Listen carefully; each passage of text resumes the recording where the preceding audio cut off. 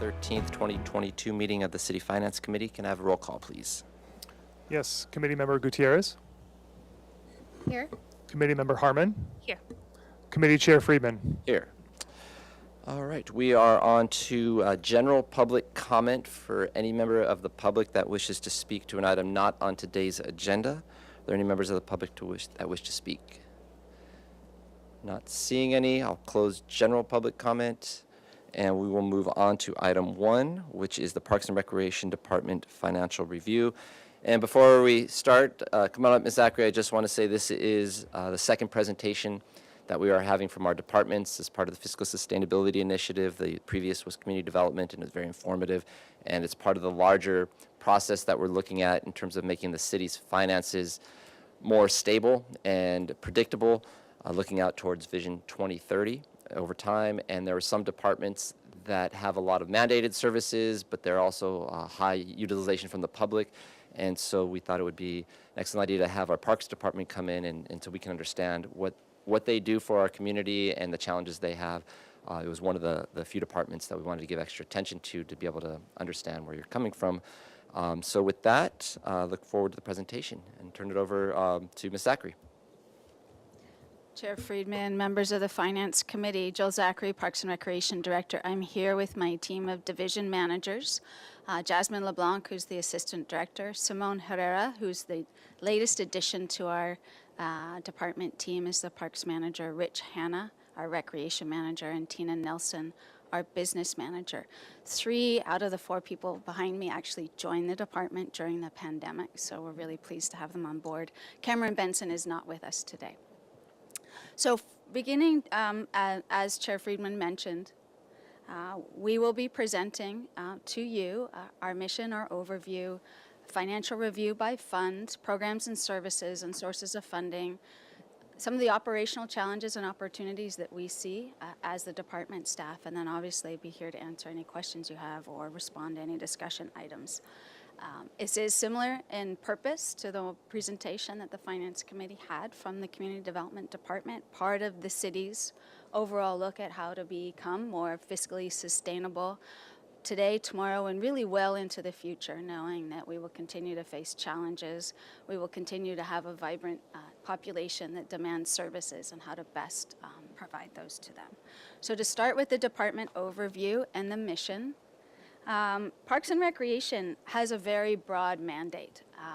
Our mission is to provide clean and safe parks, beaches, and recreation facilities, to support and enhance Santa Barbara's natural beauty and developed beauty, stewardship of our natural habitats and environmental resources, providing quality recreation and cultural experiences and community services to improve the quality of life of Santa Barbara residents. The department, our parks can date back to 1853 when the first parks in Santa Barbara were placed on a map, and our programs and services have been in place for 125 years. So with the next slide, I'd like to just share with the Finance Committee a sense of what are the community resources that we are responsible for, that the city is responsible for, but largely fall within the management and operations of Parks and Recreation. And this gives a sense of the diversity of what we have through our 60 parks and sports facilities, our 22 playgrounds, the fact that we have restrooms in many of our playgrounds. Our parks are organized in different ways. Some are quite small neighborhood parks. Some are passive parks. Our community parks are sometimes larger, sometimes smaller. They're used in different ways by the community. We also have 16 community buildings, 12 sports facilities, a golf course, and beaches and community gardens. So we're all over Santa Barbara in many different ways, whether you want to play tennis or pickleball or play volleyball, or you care about the street tree in front of your house, and many people in Santa Barbara do, and also whether you enjoy hiking and just hanging out and being in city parks just on your own. So with the next slide, just lay out who we are as a department. We have 17 programs in our budget. We have just under 91 full-time equivalent permanent staff. This gives a sense of the divisions, our Creeks Division, Administration, Parks, Recreation. We once upon a time called out our Golf Division as a standalone division. It's actually a concession management agreement that we manage through our Administration Division. Of those 90 FTEs, Actually, let me step back again. We also have our Parks and Recreation Commission, which is a charter commission, and they meet on a monthly basis, as well as 6 advisory committees, some of whom are appointed by council, and some are appointed by the Parks and Recreation Commission, and they all generally meet, if not monthly, generally quarterly. I would add just a point of reference for history. We once upon a time had 17 advisory committees, so over time we've actually narrowed down the focus and really made them, really address programmatic areas for the department. Next slide, please. Looking at our staffing by division, we have just under 26 FTEs in recreation, just over 47 FTEs in parks, and then administration at 3, just over 3, creeks just under 9, and then golf as well. As I mentioned before, we have 90.88 FTEs for the department. 81.5 of them are in the general fund. Also on this slide, we show our hourly personnel by general fund division. And this also tells the story about who we are and what we do. We have 94,000 hours budgeted in our recreation division for hourly staff. If you divide that by 2,000, you get about 47 full-time equivalent people. It's more than 47 because they're largely hired to do after-school programs, to do summer programs, to implement our free summer fun program. Our parks division has hourly staff as well that largely help the small team that we have, as well as work on the weekends. We have 6 vacancies in our department. They are all in the general fund right now. We're in the process of filling those vacancies. And the last thing that I would add for the Finance Committee, and we're experiencing this citywide, is we have turned over our staff more than 50% in the last 3 years. And that turnover has come from some retirements, a number of people moving up in the organization, which we always look for opportunities for that to happen. A lot of people also leaving. And leaving because they're at a stage in their career where they need or want to move somewhere else, or a stage in their family life where they need or want to move somewhere else, or they find other employment within the South Coast community. So we've been through a lot of change even before COVID, and certainly through COVID. And then lastly, we did, as part of COVID, release almost all of our hourly staff and have been slowly rebuilding that staff over time. Next slide, please. So by division, our expenditures, essentially the general fund expenditures for Parks and Recreation represent 73% of the budget. Golf and creeks are treated as special funds, so all the revenue that's generated either through Measure B or all the revenue that's generated at the golf course stays within that fund and is either reinvested or, in the case of working with our concessionaire, paying for the management of the golf course. Next slide, please. So just to turn to the general fund, I'd like to provide you the same slide that you received during the community development presentation. It also gives us an opportunity to talk through how we're a little bit different from community development. Our role in the community is quite different.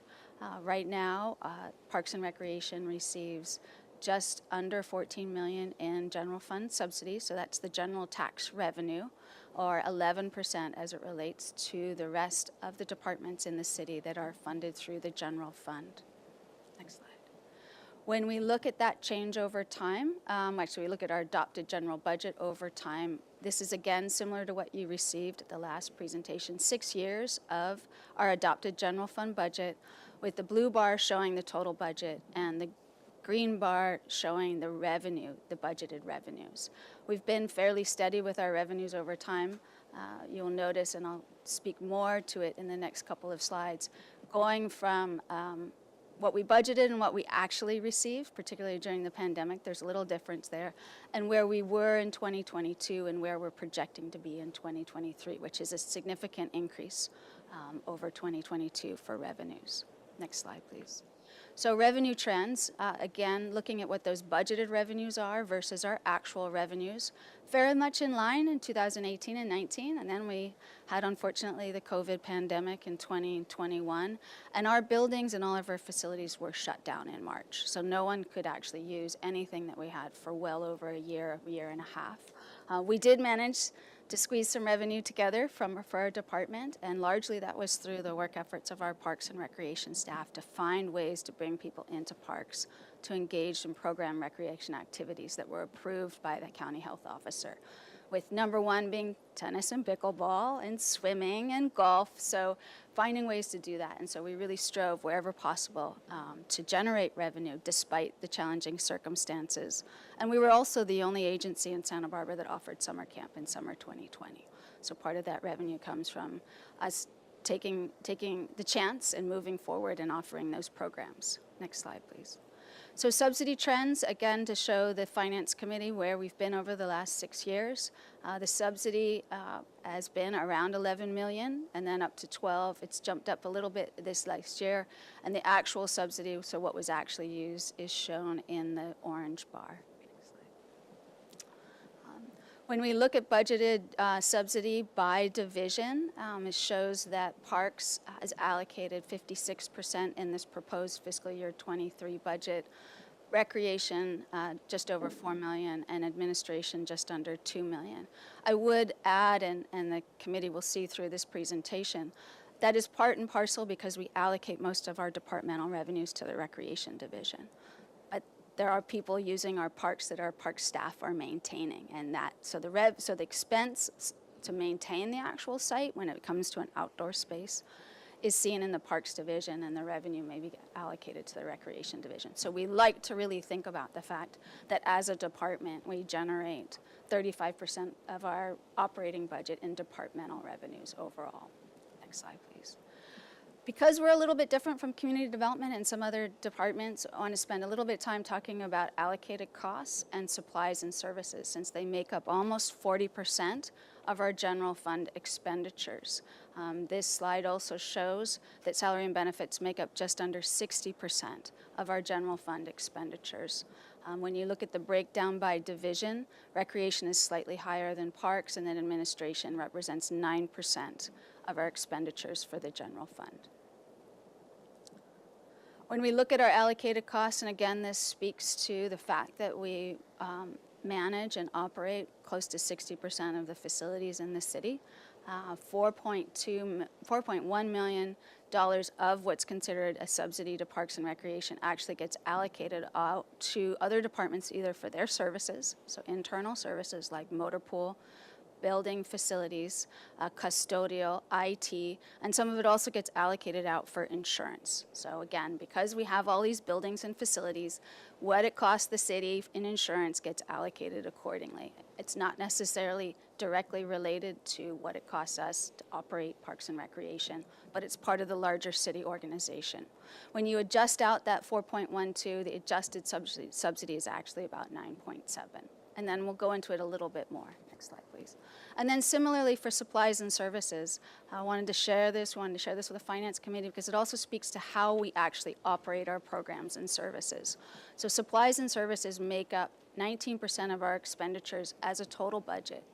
Of our supplies and services, 18% of it is for water. So we have a number of very direct costs that we try to manage and control, watering just enough, but not too much, because there's only so much. We've been in water conservation mode now for 10 plus years, and we work closely with water resources to find ways to maximize our water use while minimizing our water use, if that makes any sense. Maximize it for the greatest benefit, but minimize it for the cost. Also, 55% of our supplies and services goes to non-contractual and professional services. Almost all of that is tied to revenue contracts. So we contract with service providers to provide programs and services throughout the city. We take in that revenue, we then pay them. So when you think about the revenue that's coming in, a certain portion of it's coming in as a result of a program or service that a third party is providing, either in a city facility or in a city park, or in some cases, not in a city facility or a city park. But we have a relationship with them where we can actually advertise and market their program, and we get a % of what they generate in exchange for doing that. That only leaves us with just over $1 million for fuel, tools, janitorial supplies for our 22 restrooms, landscape, and facility repairs throughout our park system on an annual basis. Next slide, please. So looking at it by division, our administration division, we have 2 programs which I've combined together here. The administration division, our programs and services, we provide overall direction and support to the divisions in the department. We oversee the financial businesses, contracts, leases, concessions, grants, facility reinvestment. We're responsible for staffing the Parks and Recreation Commission. We initiate and follow through on any department policy or master planning projects. We also leverage a lot of our community partnerships. We administer the Park Foundation, which is a nonprofit foundation, and the Finance Committee will see throughout this presentation that the Park Foundation is scattered through as sources of funding because we do get little bits and pieces depending on the project or the program. It doesn't necessarily support our operations on a regular basis, but it adds value to what we do, and it makes it possible for us to subsidize some programs as well. We also manage the department's capital improvement projects, working in consultation with other departments, including Public Works. We are the ones that secure permits and discretionary review approvals. We act as the developer and oversee the design consultants and construction contracts. Right now, we have 15 active projects that we're working on that are related to capital improvement. The sources of funding is a unique presentation in that it doesn't necessarily fund the staff work effort, but it funds what we end up being able to reinvest in city resources and city infrastructure. And it can be grants at the federal, state, and local level, private nonprofit foundation grants here and there, donations here and there, and then through nonprofit collaborations where we try to share resources and get things done. We do recharge some of our capital program staff to the actual capital project that we have in the budget. We often find ourselves in a situation where we don't have enough money and we're juggling the different ways of doing that. So the next slide just gives a sense of what we've been able to achieve with just over $7 million in the last probably 10 to 12 years. 9 of our playgrounds were entirely grant funded. 7 of our restroom renovations were entirely grant funded. We've replaced facility field lights, we've renovated community centers, we've renovated beach access stairs, there's been parking lot improvements. As the Finance Committee can see, a lot of different things we've been able to leverage general fund staff and general fund resources with grant sources and sources of funding outside of the city organization. And the focus has been on improvements to those facilities, because improvements of those facilities mean that people can use them. They can use them because then they can benefit from them, and they can use them so they also generate revenue. So when we look at our mandatory services, I mean, essentially you need an administration division to oversee a department in community relations. We're responsible to council implementing any of your directives. We oversee budget development and management, and also make sure that the department is in compliance with any reporting requirements, city, state, or federal, and then also oversee and make sure we're in compliance with the city's contracts and service agreements. Through the charter, we have the Parks and Recreation Commission.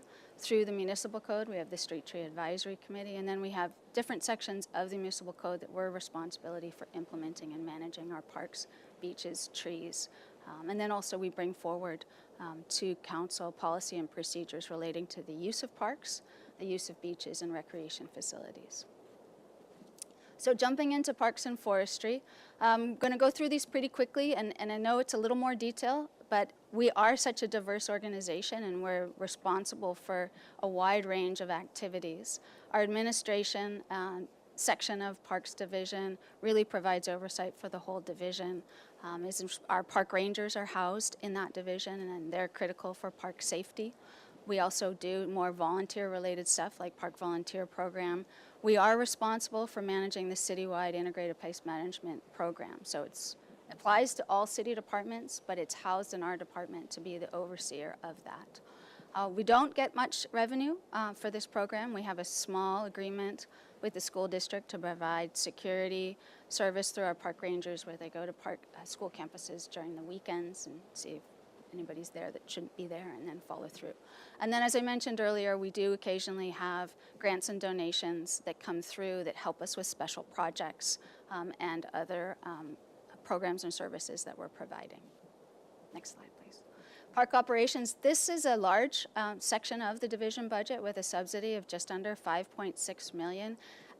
It really houses most of where our park staff exist. We have 28 staff of our 47 in this operations program. Of that 28, only 20 are actually field staff, so they're out in the field every day being responsible for the opening and the maintenance of all of our park systems. We have support staff like irrigation technicians and a small mechanic support for our small tool repairs, and then also our supervisors. So they're responsible for everything that one wants to have in a park in terms of landscape and turf management, sports field maintenance, playgrounds, 23 restrooms. We also do our own minor repairs where we can, and then are very much engaged in managing our water use and irrigation. We also do some services for the waterfront department. So we provide support for landscape maintenance in the waterfront parking lots. Waterfront contributes just under $240,000 on an annual basis, and that gets allocated out on a per-hour basis for that service. And then we have small amounts of money that come in through the agreement with Water Resources for the well, and then the $62,500 originates from when the Vest Parker Hotel was constructed, and the city first engaged in an agreement to have a waterfront hotel, and Chase Palm Park was constructed. So those funds are actually dedicated for the maintenance of Chase Palm Park. We do occasionally have dedicated funds and grants and interagency agreements that help us with management and maintenance. If we didn't have the Parma Park Trust, we wouldn't be able to do a lot of the work that we do there. We did have a small endowment every year that came for the Rose Garden. That has now ended through the Elizabeth Firth Wade endowment. And then sometimes we get a one-time bequest. Out of the blue, someone in their will leaves money to the city, and in this case, the Bosvert Trust left funds for Alice Keck Park Memorial Garden. So you can't plan them, but we can take advantage of them when they come forward. Beach maintenance, so we maintain the developed areas of city beaches. Basically, if you imagine from the edge of the Bird Refuge outfall to Ledbetter Beach, with a few spaces in between that are left untouched for a variety of reasons. We essentially have one full-time equivalent staff person assigned to that, whether it's grooming or raking, and removal, disposal of litters, storm debris. We also do some creek outlet cleaning. And then we also, one of the things we're required to do under our coastal development permit with the Coastal Commission is we have to do beach monitoring surveys for birds before we put any piece of equipment on any beach in Santa Barbara. So it's subsidized entirely by the general fund. So urban forestry, essentially this program largely focuses on street trees and the maintenance of the city's street trees. We have, and depending on how you're counting, somewhere between 23 and 28,000 street trees. Our 9,300 park trees are in our developed parks. When you add in undeveloped parks, tens of thousands of trees, we lose count. But that staff, which is full-time equivalent of 9 staff, and 6 of them are field staff, is responsible for street tree maintenance throughout the city. And everything from stump and root management, young tree planting, tree inspections, maintenance requests. They also get involved in tree-related development review advice for Community Development and Public Works Department, also responsible for enforcing our tree preservation ordinance, and staff the Street Tree Advisory Committee as well as the Parks and Recreation Commission. The program is funded through a UUT, Utility Users Tax, transferred from the Streets Fund, which represents 61% of that program budget. The budget also has general fund subsidy that amounts to 39%. The next slide just shows for the Finance Committee's information how that's evolved over time. And it's evolved primarily because the city's got a lot of competing interests when it comes to maintenance of all of our infrastructure. But the general fund subsidy has climbed over time. And the cost of the program obviously has climbed over time, even though the program hasn't grown. The number of staff hasn't changed. It's actually been, since 2010 to 2023, we've actually down 1 full staff team. So we've actually reduced staff in that period of time. Next slide. Parkways and medians, this is another program that we do, which really focuses on areas within city streets, whether they're medians, parkways, gateways. We consider the gateways to the city where people first enter Santa Barbara. We want to hopefully give them the best impression possible, if possible. We also, for Water Resources, maintain the Sheffield open space, since it's a Water Resources property, but is maintained as an open space. We are, in this program, also do some vegetation management for Sheffield as well. So that program has a subsidy of $340,000, and the sources of funding box on the right of the slide gives a sense of where those funds come from. There's a utility users tax transfer, which represents 33% of the parkways and medians, and the general fund subsidy of 67% when it just comes to that program. So very quickly, just summarizing, We have a lot of resources. We have 60 parks, 6 ball fields, city facilities, parking lots, and parkway sites. We are responsible for maintaining our parks assets, working closely with other city departments when possible as well, but also all the habitat, trail, and vegetation management in our open spaces. Our park rangers, we'd like to call this out because they respond to over 20,000 service calls in any one year. We had 2 full-time park rangers at Oak Park this weekend because of how that park is highly used at the moment in order to basically manage the human use of the park above and beyond, I think, what anybody intended it would be used for. For our forestry program, we aim to and largely achieve trimming and maintaining 6,500 street and park trees, doing 1,100 tree service inspections, and then issuing 200 permits. Very quickly, you can see how this lays out in terms of budgeted revenue, budgeted expenditures. Essentially, most of what comes into the Parks Division is for services provided to other city departments. We don't really have any way of generating revenue. It's housed in recreation. So mandatory service, we believe we're mandated as a city to provide clean and safe parks, our restrooms, our playgrounds, any amenity that we have. We're also mandated to comply with all federal, state, and local human health, accessibility, and worker safety regulations. We have a lot of reporting requirements related to environmental regulations, and then also we provide leadership and compliance with the council-adopted integrated pest management policy. We get engaged in land development review, and then as we've mentioned throughout the presentation, manage trees to comply with municipal code requirements to reduce city liability and promote neighborhood safety. We're also highly engaged in the Community Wildfire Protection Plan on an annual basis, and as a city organization, part of the team that responds during local emergency disasters. Discretionary, we've put together some suggestions for the Finance Committee. We support a number of community events that aren't offset by revenue for what happens ultimately in the parks and what we need to do to repair and address the park impacts, where revenue does not meet the impact of that. We have our park ranger support for the Santa Barbara School District. We provide customer response-based tree planting, maintenance, and palm frond collection. We also get unplanned community-requested park enhancements that we try our darndest to respond to, but that adds to our workload, as well as providing volunteer park opportunities. We also, through our regional program with Forest Service and the county, provide trail maintenance outside the city limits. And we do that because we know people that live in the city use those trails just as much as people outside of the city. Next slide. So quickly to recreation, and this is again a really detailed presentation. Our administration section is general fund subsidy. Sometimes there's bits and pieces of grant funds that come in, but we don't rely on it for general operations. Our administration staff are responsible for making sure the whole division operates seamlessly, and as the presentation will show, it's pretty complicated and detailed, and a real focus on marketing and outreach. Our marketing program is critical for revenue generation. We do outreach because we want people to know what we're doing, but we really need to do marketing because we want people to use our programs and services in our facilities. Also oversee our special events and facility maintenance and reinvestment. Slide. Aquatics, this is a very large program. It's just over $2 million.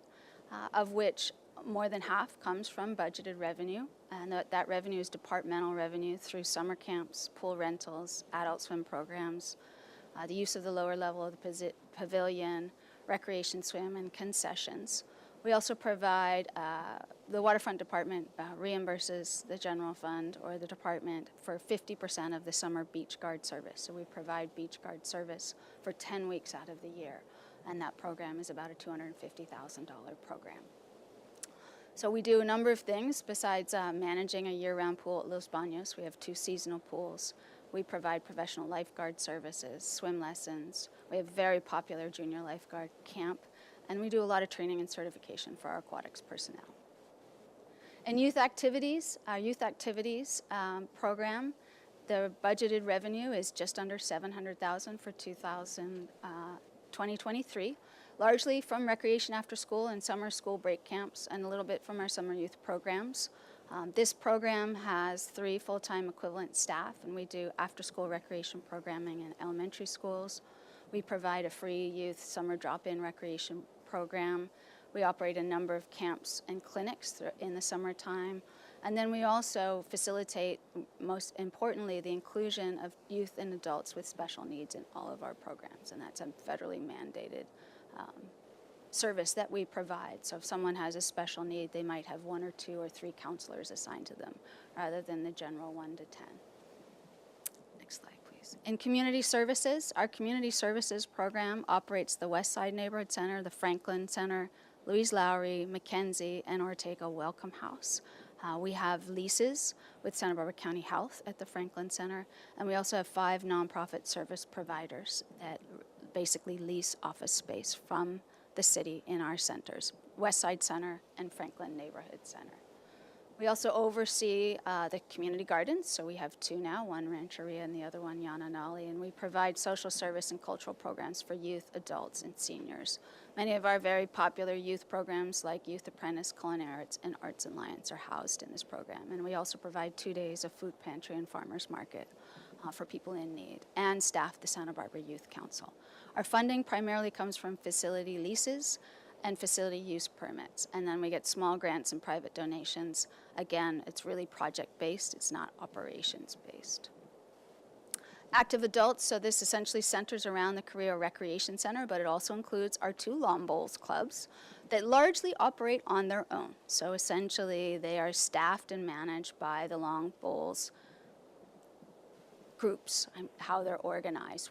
Our role is essentially through allocated costs to maintain the facilities, and then provide any support that they need in terms of marketing and outreach, and then a conduit with other cities. But otherwise, they manage them on their own. So largely the revenue that comes to this department, this section of the department, which is just under $700,000, comes from program fees, facility rentals, dances and dance classes.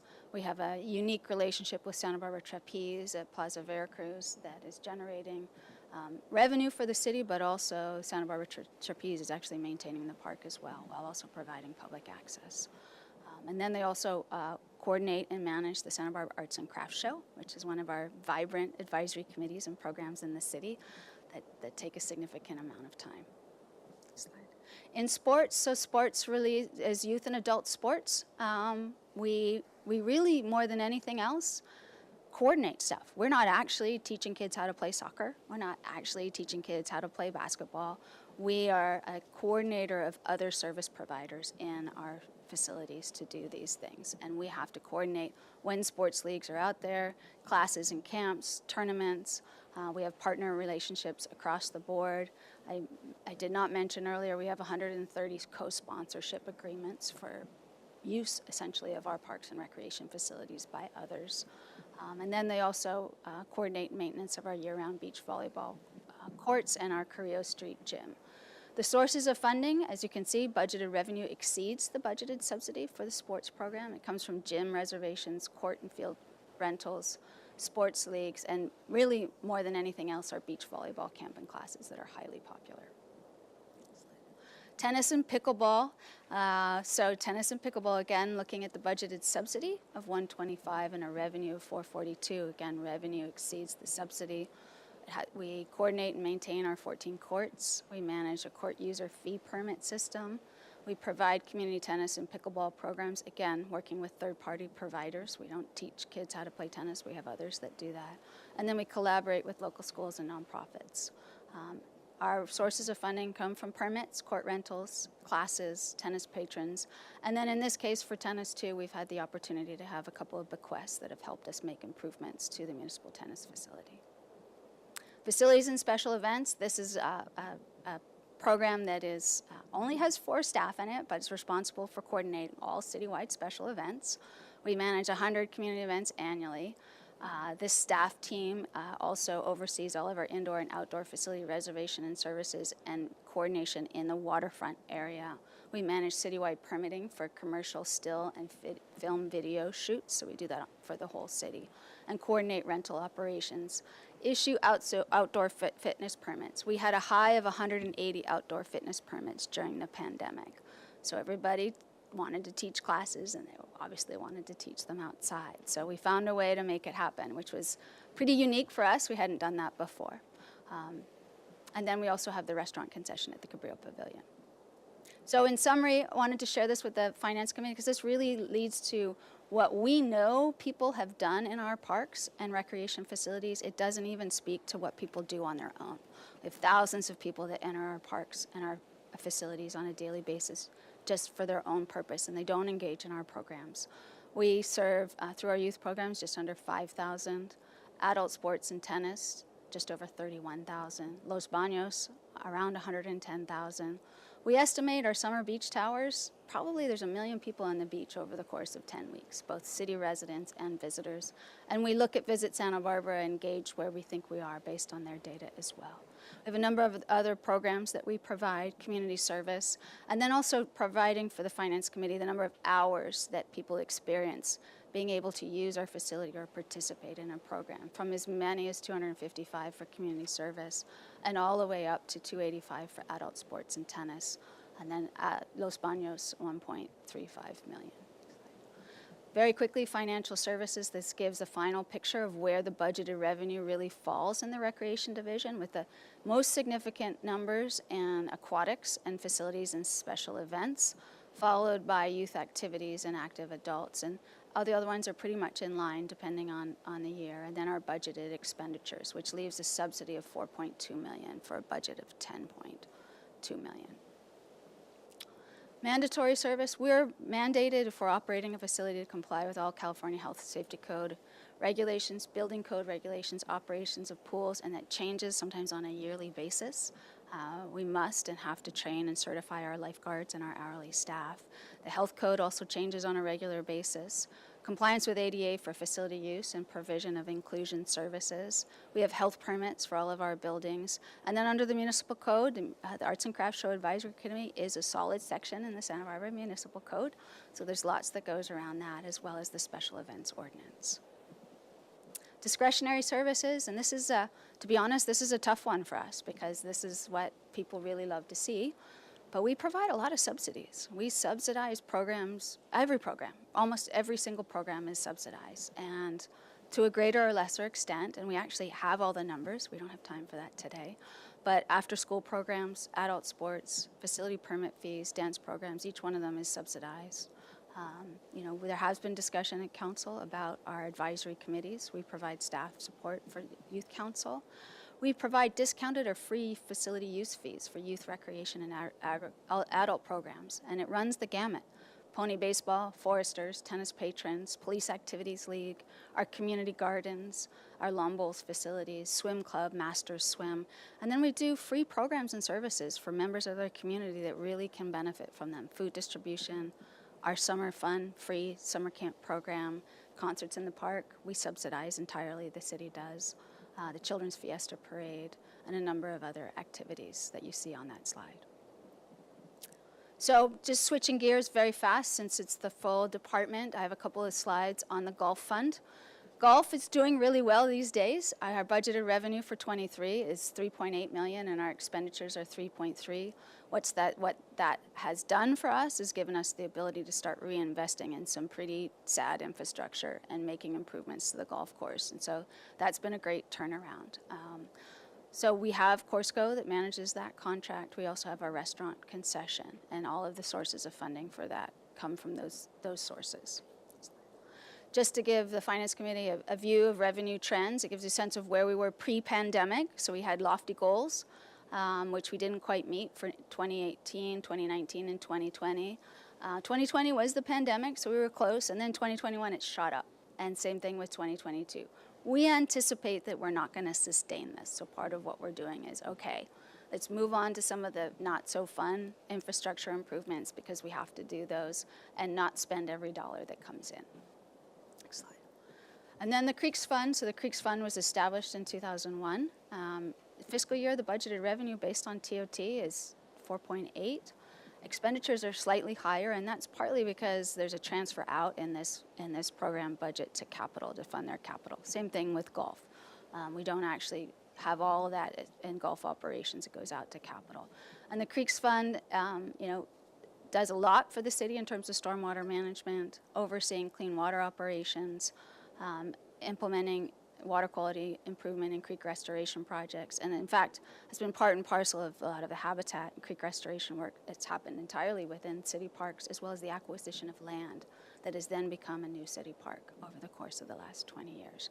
There's the Creeks Advisory Committee that also meets on a regular basis. And the sources of funding are largely TOT revenues. Just revenue trends for creeks. Again, you can see what happened in 2020 thanks to the pandemic, but the revenues have been slowly climbing over the last 20 years. And then they shot up in 2021 and 2022, and I think the projection for this year is still pretty solid as well. And then lastly, last couple of slides for the Finance Committee. Some of our challenges, which is something we've talked about regularly, vacancies, recruitment, retention. We've had more than 50% turnover in 3 years. We lost almost all of our hourly staff during the pandemic, and rebuilding that staff team has been really challenging. All businesses are feeling the pain. We, at the same time, have an increased demand for special events, whether it's in their neighborhood, whether it's in a parking lot, whether it's in a commercial area, whether it's in a park. We have a lot coming in that people want to see us do, and the resources are not there to provide it for everyone. Also an expectation, not just our department, but in other departments as well, that the city steps up and does stuff for these special events too, and really evaluating how many of these are we doing and why are we doing them. Big demand for outdoor recreation services, and we have a wonderful park system. And some of the infrastructure is very old. Some of the things that are really popular today, we haven't provided yet because we haven't built it. So part of it is a demand for new stuff, things that the kids and families want to do. We have an increasing cost to do business. That's what everybody faces. And then heavy use of our recreation amenities. I mean, the pandemic really took a toll on our resources. Luckily, reunited people with our park system, so there's a benefit there, but then there's also how do we manage that? And then lastly, we've experienced the increased tourism in Santa Barbara, and that also affects our parks and recreation resources. So looking at opportunities, we spend a lot of time looking at fees and cost recovery. We spent a lot of time during the economic recession trying to address that. Where and when are subsidies good or not necessary? What are our high priorities?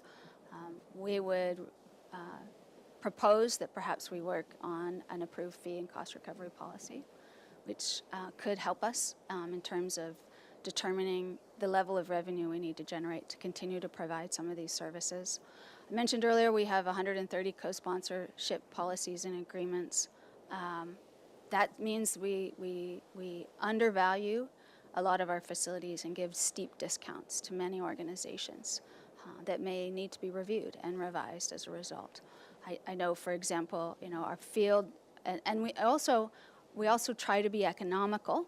And so we also cost less than surrounding areas. Our field rentals are 50% than school district field rentals. And then if you have a co-sponsorship agreement, you could get another 25 or 30% discount on that, which is great because we want really positive activity in our parks. That's what keeps them safe as well. At the same time, if it's not keeping up with the cost of doing business.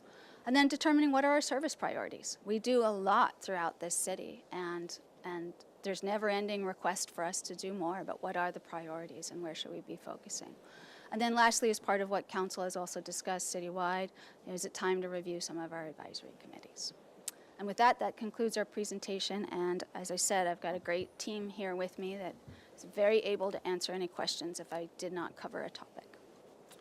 Great, thank you, Ms. Zachary. Appreciate this great presentation, very informative, and it goes beyond what we get at the budget deliberations in May and June, and it really gets to the heart of understanding the parks and recreation sides of the department, administrative sides, as well as the challenges that each division is facing, because the challenges for parks are slightly different than recreation side of it. So, and I want to thank all of our staff for putting this together, and see some older staff, newer staff, but glad to have you on board and as we go through this process. And so I will open it up first. We'll do a round of questions, then we'll go to public comment, then we'll come back for deliberation. So I'll open up my colleagues who have questions. Councilmember Harmon. Thank you. Thank you so much, Ms. Zachary. I echo Chair Friedman's appreciation for this presentation. I just really, so much went into this, obviously, and I so appreciate it because he's right. This is information that we don't often see, and it's clear how much, I mean, it's just amazing how much you all are doing, truly. So to see it all in one place like this is incredibly helpful, and I just have to start with a sincere thank you for all that you guys do with not enough resources, certainly. Just a couple of very quick questions. And first, on slide 11, this is just sort of a general question, and I think it speaks to my lack of familiarity with the way that Parks and Recs departments operate generally. But I have to say I was surprised to see such a huge gap between the revenues and expenditures. Is this typical in Parks and Recs departments? And is this something that we're trying to overcome, or are we always going to see this, and to a certain extent we're comfortable with this, we just want to shrink it where we can? Can you just speak to a little bit about sort of general expectations for what a graph like this should look like? Sure. Chair Friedman and Committee Member Harmon. Some of the challenges with presenting this is we're providing to the Finance Committee and the public our whole department. So our department engages in activity that aren't in parks, activities that aren't in parks. If we back those out, I mean, they're citywide objectives, and we are charged with implementing them. Street trees, for example, parkways and medians, the services that we provide. If you back those out, you knock couple $1 million off that 21.5. And then if you look at sort of as a percent, percent change increases as compared to sort of national data on Parks and Recreation. We're about at the median for a city our size. There are cities that generate a lot less revenue. There's cities that might generate more revenue, but they have more established cost recovery policies. They may also be in an urban environment or in an environment where that's possible to actually charge more. So ideally, when we think of revenue, we would want the revenue to increase in order to better manage our facilities. We're a very lean staff, so that's partly why you see that we have 18 summer camps. We only operate 4 of them. We contract out 14 of them. So we're trying to the extent of our ability to provide great services to the community while bringing in the revenue and not impacting the general fund.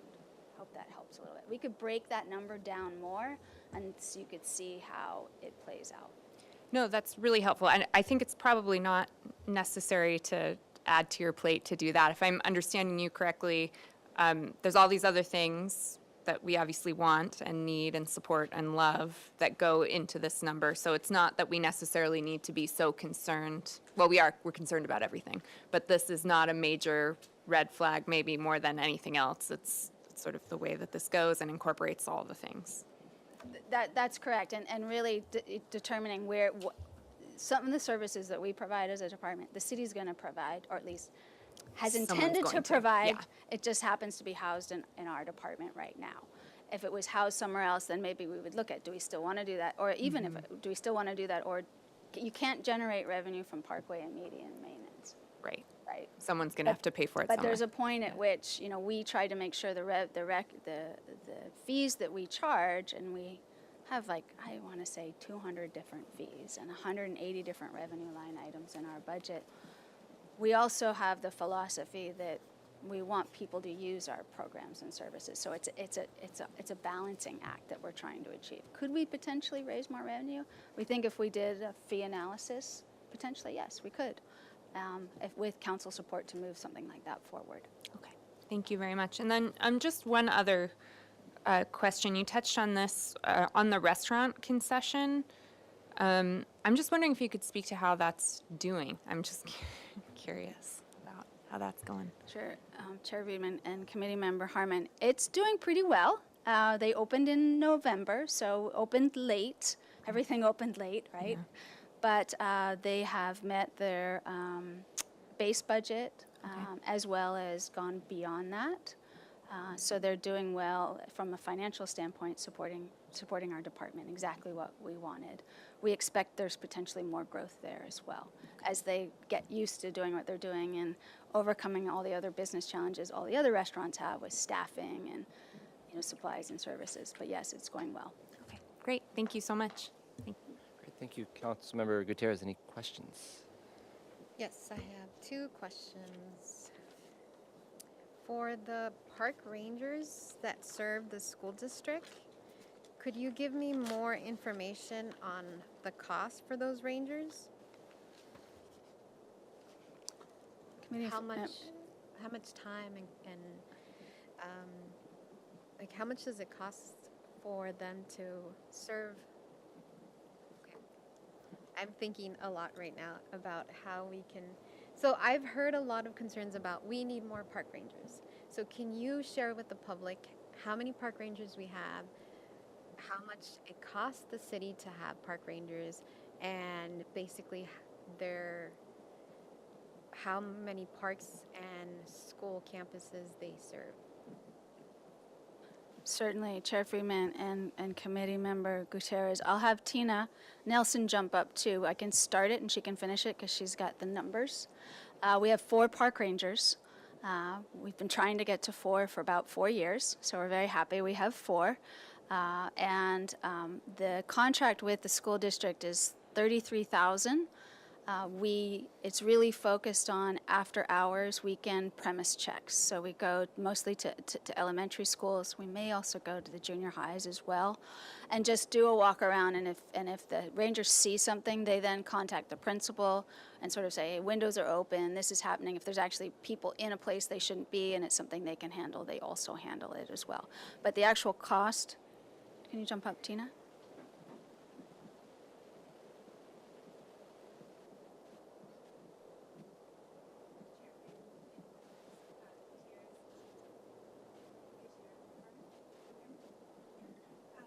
After doing the analysis of the cost of our park ranger, when we take into consideration the hours that they work, the cost of their salaries and benefits, and allocated costs, and then breakdown of all the supplies and services, it's anywhere from $71 to $75 per hour, based on the labor that we're looking at.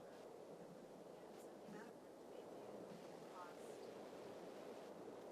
are all factors into actual number. Is roughly $71 to $75 per hour, based, whether the supervising ranger or, and someone that's at the top range of their salary to the minimum range of their salary. And then thank you for that. My Thank you. second question is, could you give us some examples of some of the parks that have benefited from the outside private funding?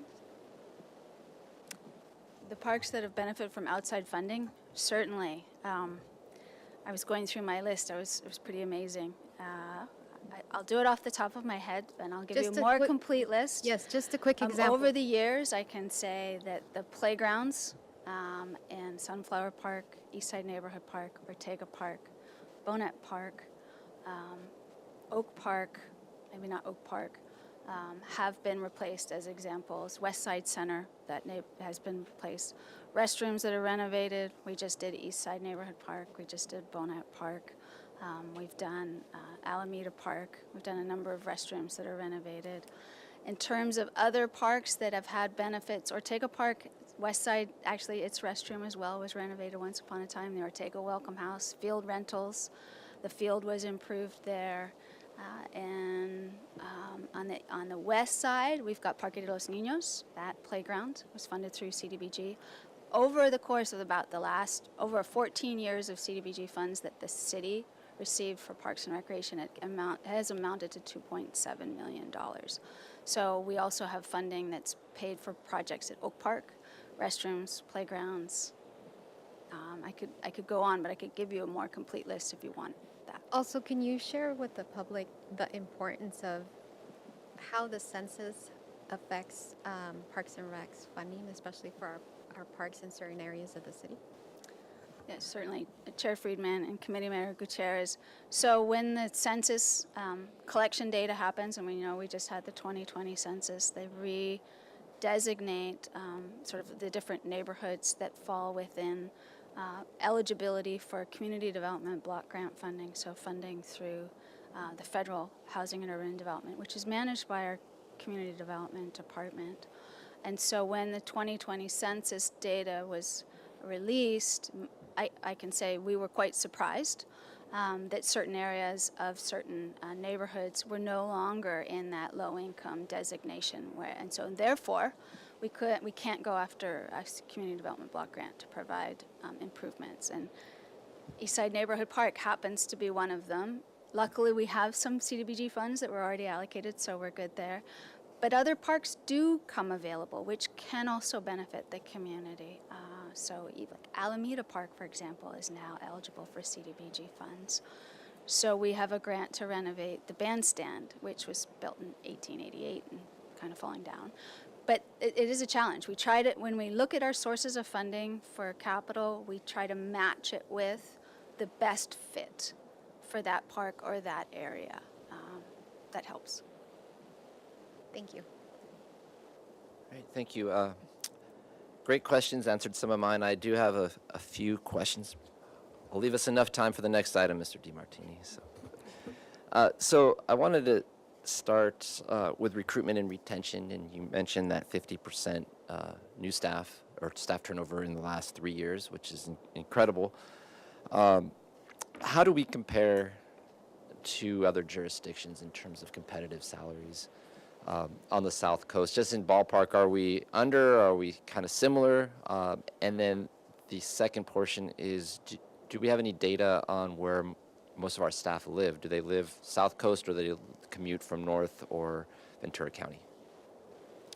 Chair Friedman, I think the first part of your question is how do we compare salary and benefit-wise? Correct, yeah. It would really be the city of Goleta, city of Carpinteria, and the county of Santa Barbara and the South Coast. I don't have that information at hand. We can certainly do that. I do know that we recently lost a staff person to the city of Goleta, but part of it is that they're also looking for a career opportunity. And it was the right fit for them. But we could certainly provide that information to you.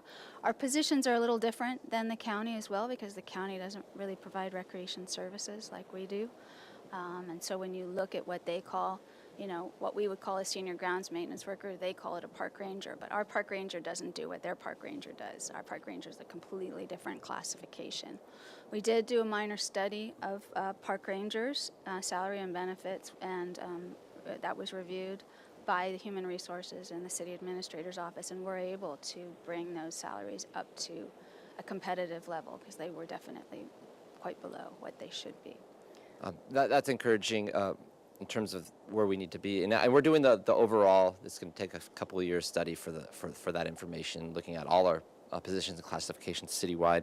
But in terms of the purposes for what we're planning over the next few months, it'd be helpful to understand where we are in terms of Goleta in particular, and maybe Carpinteria for our staff, if we're losing staff to them, and what the difference is, because I think ultimately we need to get to where they are if we're below, and perhaps even a little higher, because our cost of living might be a little bit higher.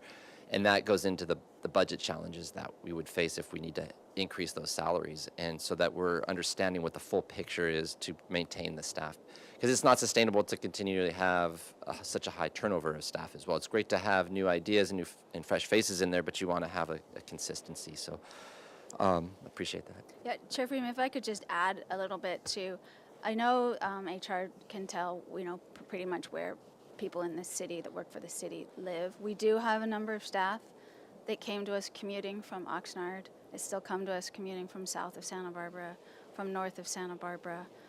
Whether they're in the recreation division, a lot of staff in our parks division, because they can't afford to live here. We have park staff that work 7 days a week, not for us, but they have 2 and 3 jobs. Those that live more locally as well. You can see them around town, like, oh, now they're working for so and so, and they're not working here today. I will say that we made a concerted effort to raise our hourly salaries in fiscal year 2022 and 2023, because we are having such a challenge with recruitment.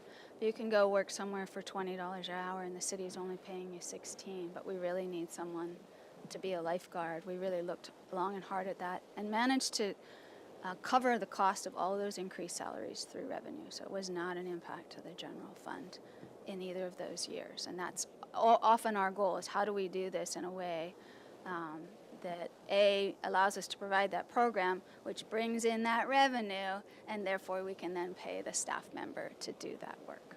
And that's the goal of what we're trying to achieve here is what is the salaries that we need to get to and where do we get those revenues from? Because we can't get the salaries unless we get the revenues to support it. We can't just rely on general fund. Next question has to do with housing. We have a significant number of units that we're trying to bring online in the downtown area in particular. It'll be over the course of the next eight years and beyond, but we're planning for a lot of them in the downtown, and those present. Let me put it this way: what is your take on if we produce a lot of units that don't have yards, they don't have a lot of open space, and we're putting them in our downtown area or throughout town? How does that impact the Parks Department? Chair Friedman, that's a great question. We're already seeing that with the increased density in the downtown because it puts a greater demand on our park resources. And so, trying to anticipate that, we have internally discussed, but not spent any time on yet, looking at critical park spaces within the downtown and trying to maximize their recreation value in order to accommodate the fact that people will want somewhere close to home. Plaza Veracruz is a perfect example. It's right in the heart of where there's increased housing density. Spencer Adams Park is another prime example. The opportunity to look at how to redevelop that with the eye to the fact that it'll be high use by the local population is something that we know there's a need for. It's a matter of figuring out when is the right time to do that. We are concerned that when people don't have outdoor spaces, they do want to go outdoor personal spaces to go to parks, and then what does that mean for park maintenance, park resources, demand for different recreation activities, because we also see that as well. People want this because they don't have a backyard, and when you accommodate a new use in a park, one has to look at what are we letting go of, because it's often you can't just add something on top of what you're doing there already.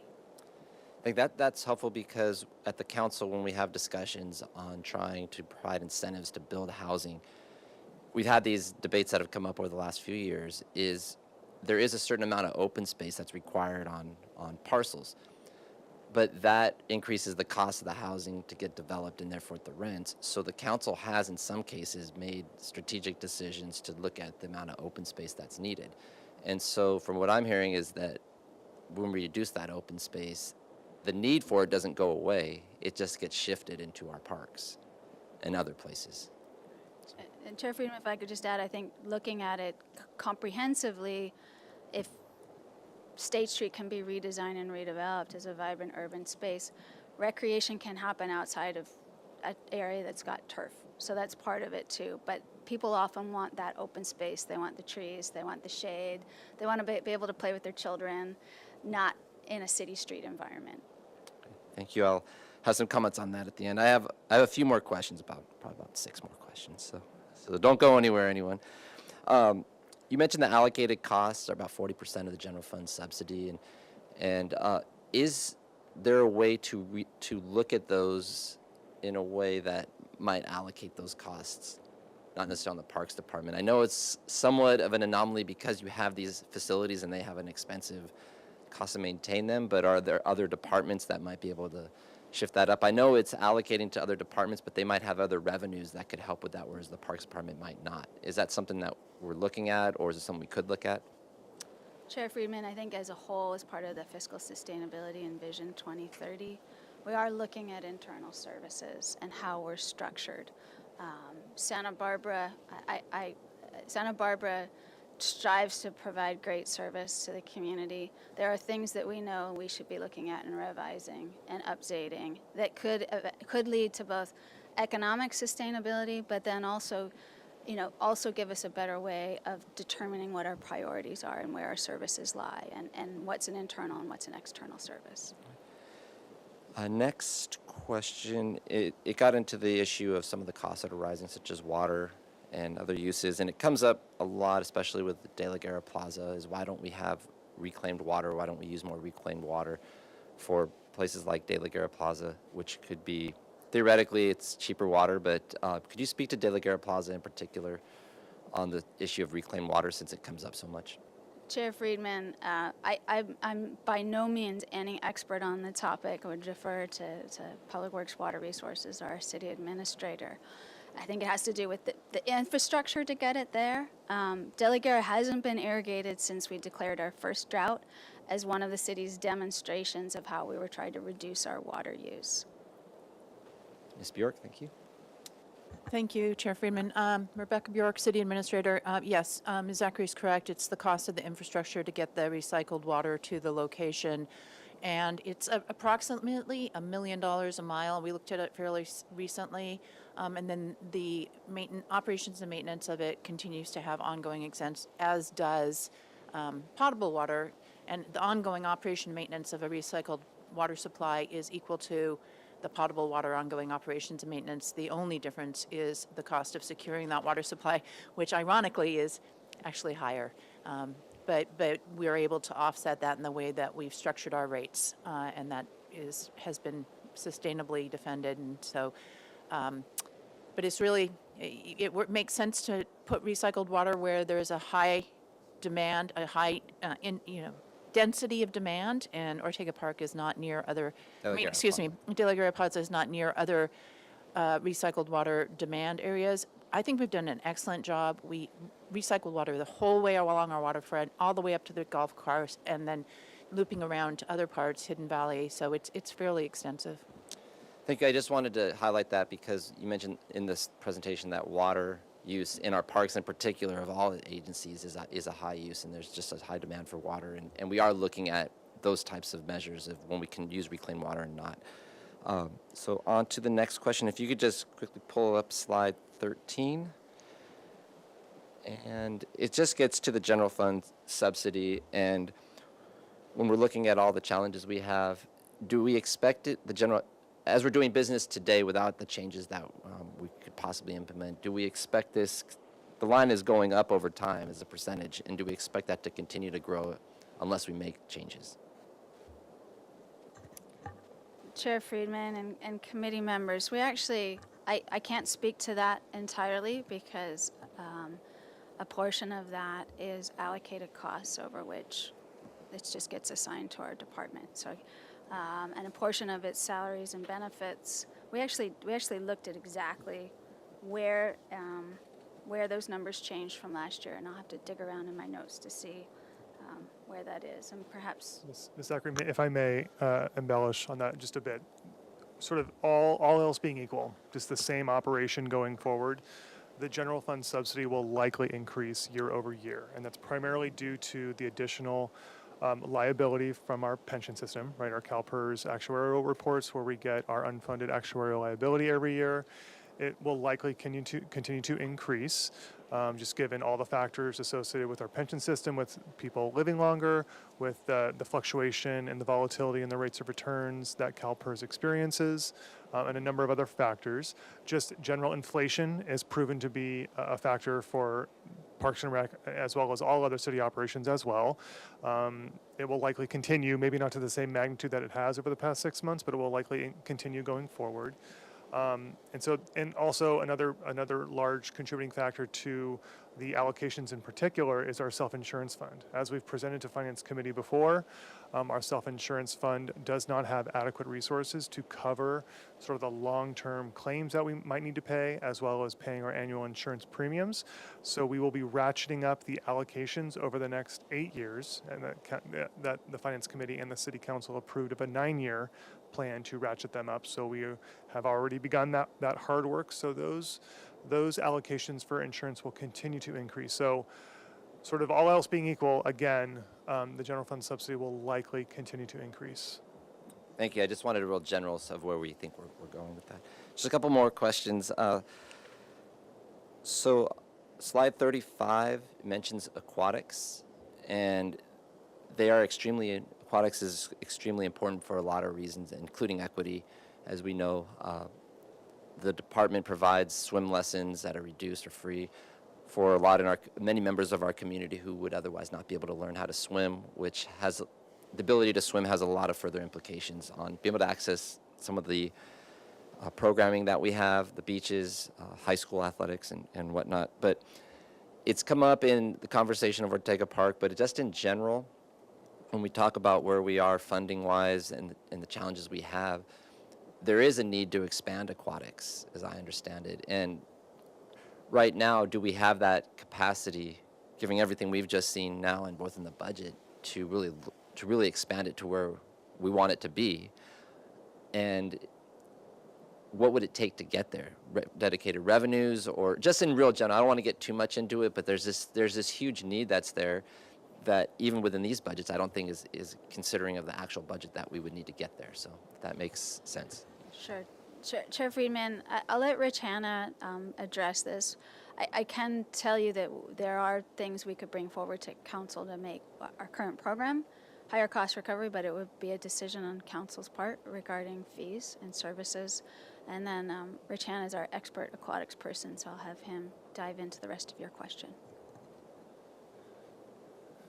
Chair Friedman and committee members, so the short answer is aquatics programming is highly subsidized no matter where you look at it across the community, across the nation. So if you look at the cost recovery for aquatics and you back out the subsidy or the revenues we receive from the waterfront department in our summer camps, pretty much the general fund subsidizes aquatic programs to the tune of 70% annually.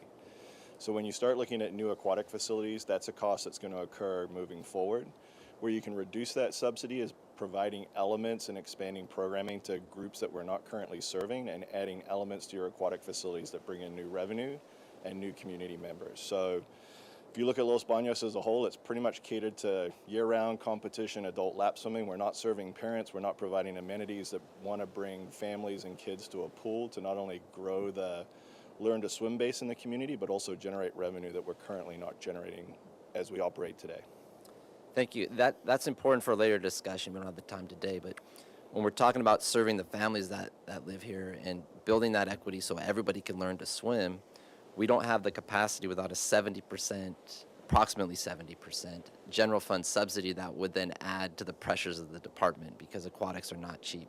So that's what I wanted to get out there. Where there are things out there that are going to continue, as we saw in slide 13, to add to the general fund subsidy of the department if we go to where I think we all want to be eventually. So it's not just the numbers today, but it's what aren't we doing that we need to plan for as well, and that's another part of this initiative. So I appreciate that answer because it shows that that's a cost that we need to consider into our planning long term. Thank you, Mr. Young. And just two more questions. And the last one is just on some of the revenue, discretionary revenue, and we're looking at partnerships. So, for example, concerts in the park or others. Do we have sponsorships from businesses to put some of these on, such as concerts in the park presented by or certain presented by, and for businesses that could help offset the cost of putting those on? Because you said with concerts in the park we don't charge for that, and I don't think we should at this point, but maybe. Do we have those types of partnerships? Chair Friedman and members of the committee, we have in the past pounded the pavement for sponsorships, and we've passed the hat at the concerts. The time we spend doing that exceeds the cost of putting the program on.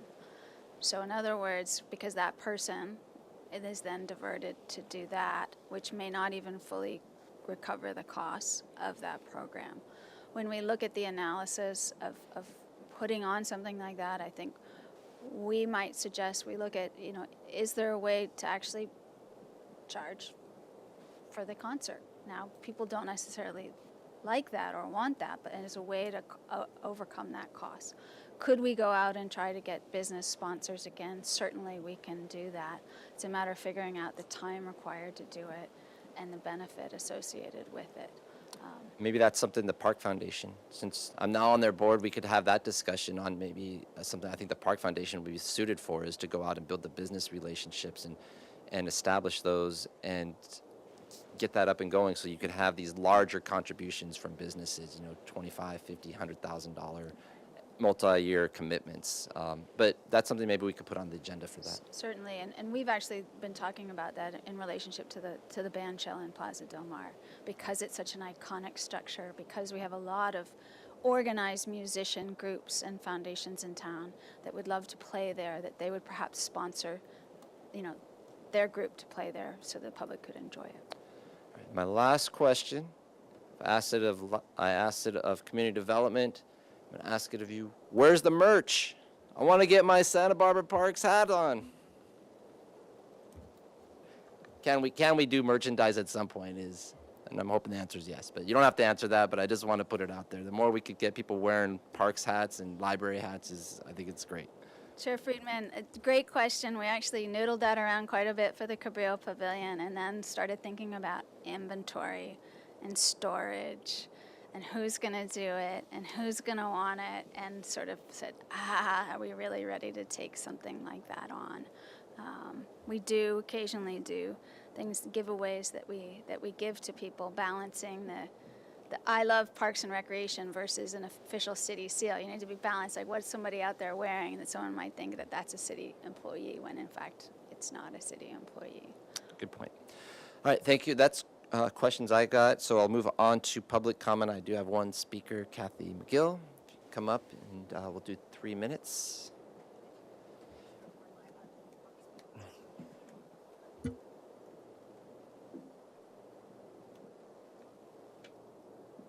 Okay, great. Thank you very much. Kathy McGill. I'm actually chair of the Parks and Recreation Commission. So you know where I stand on Parks Recreation budgets, so I won't delve into that. I guess I'm going to be totally upfront. I'm coming in front of you from a position of total paranoia. That's because of decades in the corporate world. I've lived through I don't know how many vision this and global excellence that's.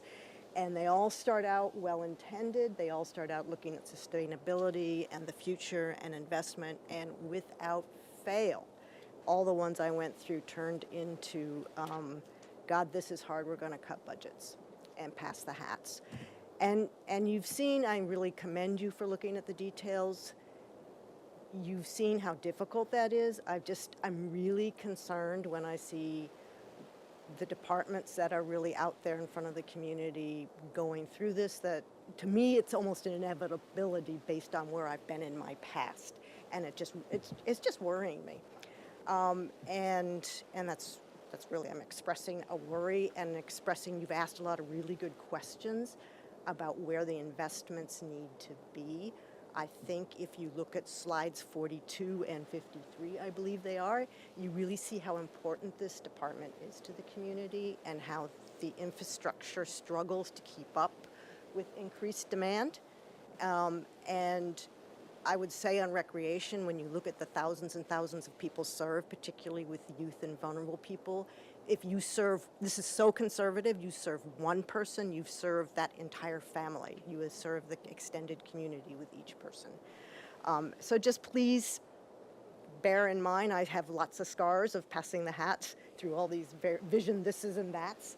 I really encourage you to keep asking the questions, and I really like that you're the understanding on allocations. Because really, when you've got 40% of your budget as an allocated cost, and you start saying, I need 10%, there's only one place that's going to come from, and that's from your underserved community, your entire community. It's from programs, it's from recreation, it's from cleaning restrooms, etc. So don't lose sight of that. And then with my remaining 10 seconds, I'm going to hit two things. One, I know there's a focus on Park Foundation and business partnerships, and that's important. Those dollars, there's not tons of them, and they are competitive. I just got my food bank sponsors pamphlet yesterday in the mail, and you can see how the businesses really do give a lot, and there's only so much. So the city does need to step up, in my view. And then I'm out of time. I'm going to stop. Thank you very much. Thank you. Thank you for speaking today. So with that, it's back to the committee. I'll just kick it off and be brief. If you could pull up slide 54, I think this will help with our deliberative comments. So first, I again want to thank staff and all that went into this presentation from other departments as well, finance department and others that you've been working with to present us this a lot of information and a lot of things that we need to consider as we're trying to ensure that we are actually sustainably planning for the future of where we want our parks to be. Because I know that is a concern, Ms. McGill, that you raised, but that's why we're here, so that we don't get to that point. And that's why this is a proactive initiative, to really understand the challenges we have and how we can be more efficient, but also raise revenues to where we want to be. And so with that, I'll say that on this, I look at these opportunities to really go forward and pursue these. I think some of them, the cost recovery and fee policy, I think that's some weak at that, and how we can do that, work with the Park Foundation or others, and look at our service priorities and review our advisory committees. We had that same discussion with community development a few weeks back. I never knew that we had 17 committees, and now we're down to 6, but the remaining 6, I know a couple, one's in the charter, one's in the municipal code, but are the others, are those still, with the amount of staff time it takes, are they still something that they function as they should, and could they be folded into just administrative tasks and free up staff time? The one other thing I would like us to consider as we're looking at the revenue side of it, I know there's discussion on a ballot measure that would come forward in November of 2024. But the work that's being done on that now, and one is, it's important that that does reflect housing, because that's where we need to go. But I think that we need to have that conversation as a community on looking at the totality of the city we want to live in. We don't want to just build housing and not be able to provide the parks and the libraries and the community development services that we need. So how do we function where we could get the maximum for housing, construction, and partnerships, but also looking at what it would take to include parks and libraries in that discussion? Because my concern is that if we don't include libraries and parks in that discussion on a ballot measure, we might get to a place where we could build more units, but as we heard earlier today, it could impact the thing. So I don't know what that is, but I don't want our parks, libraries, community development department, and others that need new revenue enhancements to be excluded from that conversation, in addition to housing. So I don't think it should be either or. I think it's both. So I'd like us to look at that, all the measures when we look at a revenue, potential revenue measure or others. So with that, I'll open up to my colleagues here. Councilmember Harmon, got the floor. So thank you, everyone. Thank you, Chair Friedman. And I, again, will echo your thanks and appreciation to everyone who put in so much time to put this together. Really incredibly comprehensive and very helpful for us as we move forward with this process. And I'm going to say again what I said at the community development hearing. I know there's a better word for it, but I can't think of it right now. Meeting. That's what we call it, not a hearing. I would really encourage the public to watch this and to follow along with us, because there's so much that you all do that even I, as a city council member, wasn't aware of. And I think it will help us really all to be on the same page about the services that are provided as a city, where we want to go as a city. So I put that out there. And I agree, Ms. McGill, with your comments just wholeheartedly about how important it is that we stay focused on the quality of life for our residents, and parks being such an integral part of that. And I agree, Councilmember Friedman, with the way that you characterize this endeavor to ensure that we stay on a track to sustainability, so we don't find ourselves in a position to have to get rid of or do even more with even less. I mean, we want to make sure that you all have what you need moving into the future forever. And that's really how I view this effort, and I hope everyone feels the same way. On the opportunities that you've identified, I have to say, as you were going through this presentation, I kept thinking, what opportunities are you going to identify? I couldn't think of any as you were taking us through. So I really appreciate that you have been so thoughtful in laying these out, and I support moving forward to continue all of them. Chair Friedman very well articulated, I think, why they're appropriate and why they're necessary. So you certainly have my support in doing that. In terms of the fee and cost recovery, I just want to say it's never something that I like to do, to have that conversation, and I'm already dreading it, frankly. But clearly, you know, it's something that needs to be discussed. So you will have my support to have that conversation and to make sure that we're benchmarking those things in a way that's appropriate and reflective of the services that are provided and the opportunities that we want to make sure that everyone in this city has. So with that, I will just briefly say on the ballot measure concept that was floated, I'm not sure that I'm of the same mind respectfully on that. While I certainly agree that along with housing production, issues related to our parks and libraries are critical for the full experience of life here in Santa Barbara, I feel very strongly that the community conversation about the ballot measure is specifically related to housing.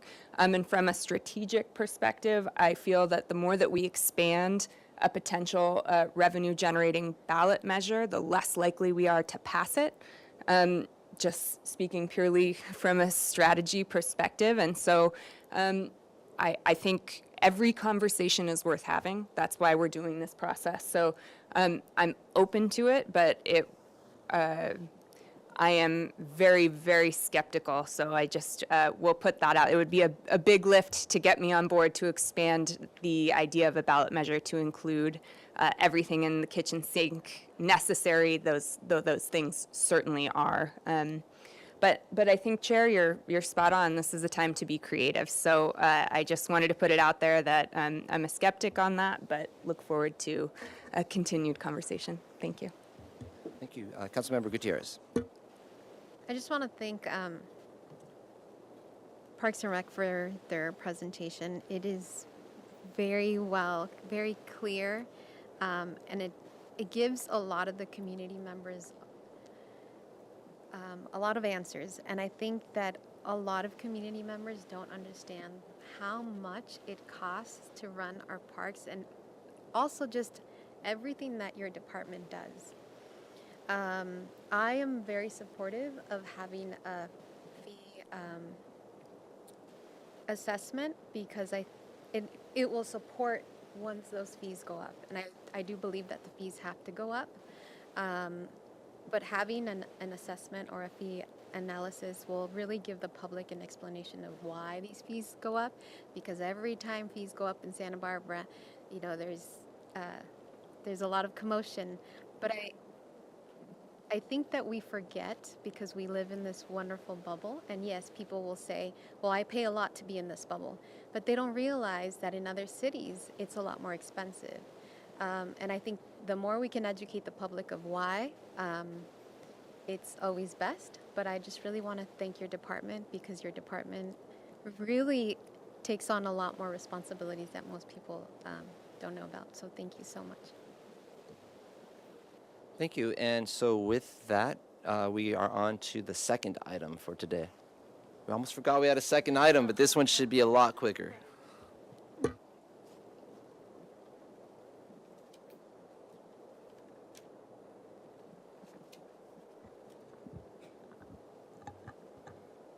Good afternoon, Chair Friedman and committee members Gutierrez and Harmon. My name is Laura Doubles. I'm the Housing and Human Services Manager for the city. And I thank you for having us here today to give you a proposal to assist the Housing Authority for acquisition of real property located at 602 and 619 Kentia Avenue. In order to preserve affordable housing units. I also would like to thank Rob Fredericks from the Housing Authority for being in attendance if you have questions. And also Skip Szymanski online from the Housing Authority as well. These next two slides are going to be the staff's recommendation for the Finance Committee to consider this proposal and recommend it to the City Council for approval. To summarize, the request is to provide a $940,000 loan to the Housing Authority in order to acquire real property located at 602 and 619 Kentia Avenue in exchange for a new 90-year affordability covenant to be recorded on the property and the required mechanisms needed to do so. Next slide. And next slide. Now we'll go through the project description of the project. The property was owned by the Gonzalez Trust. since July 26, 1994. And when the owners passed away, they left the property to their daughter, Miss Jeanette Johnson, who has continued her parents' tradition of leasing the apartments to clients of the Coalition for Housing Accessibility, Needs, Choices, and Equity, which is also known as Chance Housing. This is a local nonprofit that helps people with intellectual, cognitive, and developmental disabilities find and maintain affordable, accessible, community-based housing. The 2 parcels contain a total of 8 units in 2 separate buildings. Each fourplex building is 2 stories with 2 units upstairs and 2 downstairs, totaling 6 one-bedroom and 2 two-bedroom units. Section 8 vouchers are currently utilized in all units and is proposed to remain in all units. The property is in good condition with only minor repairs identified, and the Housing Authority is going to be covering those. Next slide, please. Here are 2 pictures of the property, 602 on the left and 619 Kentia, to give you a perspective on the properties here. Next slide, please.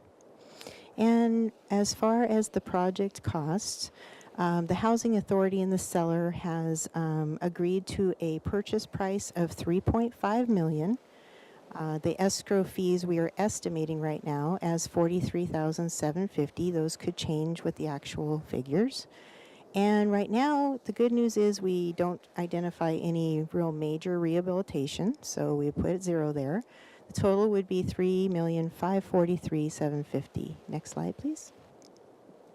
And the financing that's proposed, the seller is willing to do a seller carryback loan for 2.6. If our city loan is approved, it would be for $940,000. And the Housing Authority would come in with equity to cover whatever escrow costs may be needed. And the total, of course, actually covers the previous slide total. Next slide, please. The Housing Authority in this project will be the owner, the property manager, and the administrator of the Section 8 vouchers, which they currently are today. Next slide, please. Our $940,000 city loan, the terms will be 30 years, 4.5% interest, and with a residual receipts payment terms, which is when the property has a positive net cash flow, a payment will be made. And this is very common with affordable housing developments and projects, so as to make them feasible.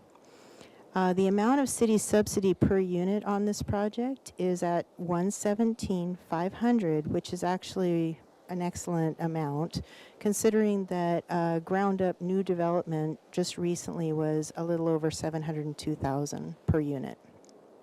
Next slide, please. The long-term affordability covenant that the city would place on the property for the loan is 90 years, expiring 21/12, and it will restrict the property to low-income tenants who earn 80% AMI and below, and the target population will remain as special needs and disabled. Next slide, please. So in summary, the city is assisting in this project to retain housing for special needs, disabled, low-income tenants, and it gives us the opportunity to again partner with the Housing Authority of the City of Santa Barbara, which is a very proven operator and manager of affordable housing, and for over 50 years in the Santa Barbara community. This project meets city's consolidated plan objectives and the housing element priorities. Next slide, please. And we're back to the recommendations. Next slide, please. And that ends my presentation. I'm available for questions. Any questions from my colleagues? Member Harmon? Thank you, Chair Friedman. It's not specifically related to this. This is very exciting, but I just, at some point, maybe this is something we could do offline, but I think I get a lot of questions about the Affordable Housing Fund. Could we do at some point an overview of how much is in there and how it can be allocated? Because I had it in my head we didn't have anything in there. I'm very happy we have almost $1 million to give, but it would be great So that's maybe more of a comment, but if that's something you're open to, so I'll phrase it as a question. Yes, very open. Chair Friedman and Committee Member Harmon, very open to. In fact, in the staff report at the bottom in the budgetary section, it does include the current balances of that account. That Know fund. off the top of your head what it is? I believe after the loan, it leaves like 1.2 It's 1.2 million, I Okay. believe. Yeah, Thank you. thank you. Any other questions? I don't have any, so I will open it up to public comment. Any public comment?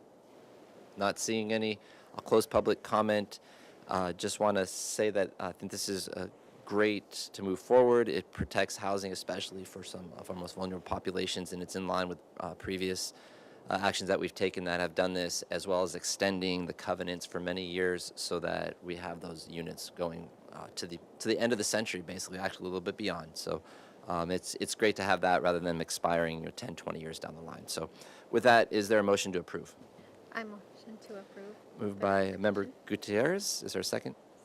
A second by Member Harmon. All in favor? Aye. Aye.